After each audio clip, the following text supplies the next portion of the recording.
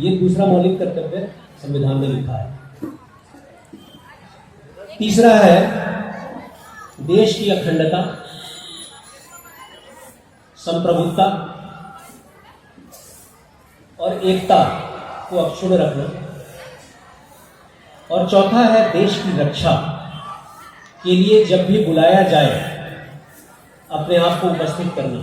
आपने सुना होगा इजराइल जैसे देशों में यह अनिवार्य है कि हर एक व्यक्ति 3 सालों के लिए सेना में अपनी सेवा दे। हमारे देश में अनिवार्य नहीं है, मगर ये हमारे कर्तव्य हैं।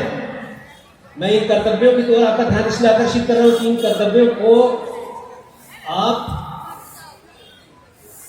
आवश्यक अनिवार्य समझ के अपने जीवन में पालन करें। हम सबको अपने जीवन का थोड़ा हिस्सा देश की सेवा में देना चाहिए, ऐसा ये कर्तव्य इंगित करते हैं। इस तरह की चार बातें देश की सेवा के बारे में है। उसके बाद आता है एक सामाजिक कर्तव्य, भ्रातृत्व के भाव का निर्माण, भाईचारा जिसे हम कहते हैं। भेदभाव से परे रहना, धर्म के आधार पर, भाषा के आधार पर, क्षेत्र के आधार पर और वर्ग के आधार पर जो वर्गीकरण होते चले जा रहे हैं, क्लासिफिकेशन हो रहे हैं, उनसे अपने आप को सावधान करना है। और एक बड़ी महत्वपूर्ण बात उसी क्लॉज में है कि आप सोचिए कि क्या संविधान निर्माताओं ने सोचा होगा, क्या देश में हो रहा है, होने वाला है। सब चीजों को सोच कर उन्होंने कहा कि महिलाओं के प्रति जो अनुचित प्रथाएं हैं उनका आप बहिष्कार करें। बॉयज स्टूडेंट्स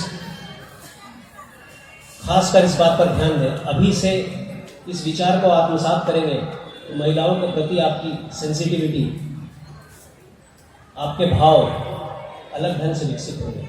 आप एक ज़्यादा अच्छे नागरिक बनेंगे, हमारा देश ज़्यादा अच्छी ऊंचाइयों को छूएगा। अगला क्लॉज है संस्कृति। हमारी एक बहुमूल्य सांस्कृतिक परंपरा है। हमारे देश की सांस्कृतिक परंपरा का कोई जोड़ नहीं है पूरे विश्व में। इसको अक्षुण्ण रखें, इसको बढ़ाएं, इसका रक्षण करें। उसके बाद प्रकृति, देखिए सभी पहलुओं को छुआ हुआ है। प्राकृतिक संपदाओं का रक्षण, वन्य प्राणियों का रक्षण, उनके वन प्राणियों के प्रति सद्भाव, शिकार की प्रथा खत्म हो रही है, हम लोग जागरूक हो रहे हैं। ये उन मौलिक अधिकारों में, मौलिक कर्तव्यों के अंतर्गत आता है। अगला जो बड़ा ही महत्वपूर्ण है और हमारे स्कूल से जुड़ा है, वैज्ञानिक दृष्टिकोण, सुधार भाव और ज्ञानार्जन की चेष्टा करें।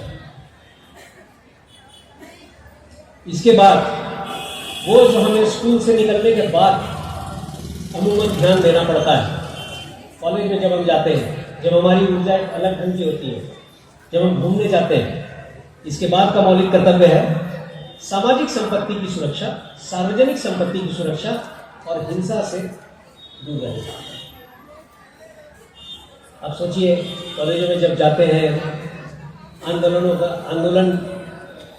का की उम्र होती है, घूमने जाते हैं तो सार्वजनिक स्थलों पर अपना नाम लिख देते हैं।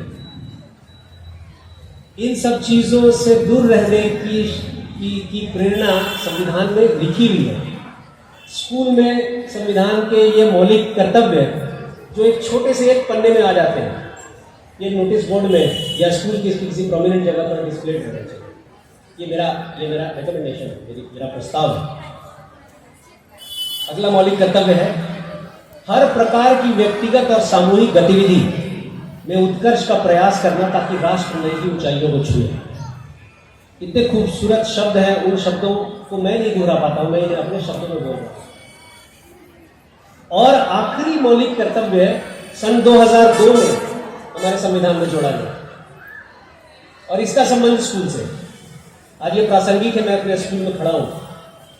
ये आखिरी कर्तव्य है अभिभावकों का। सिर्फ बच्चों के अभिभावकों का ये मौलिक कर्तव्य संविधान में लिखा है कि वे कम से कम 14 वर्ष तक अपने बच्चों को शिक्षा के अधिक अवसर उपलब्ध कराएं। ये है हमारे मौलिक कर्तव्य, जिनको मैं प्रार्थना करता हूं कि आप सब आत्मसात करें, क्या बच्चे और क्या बड़े, सभी आत्मसात करें। हमारा देश नई ऊंचाइयों को छुएगा और संविधान और गणतंत्र दिवस के प्रति हमारी सच्ची श्रद्धा होगी। मैं अपनी बात खत्म करने जा रहा हूं।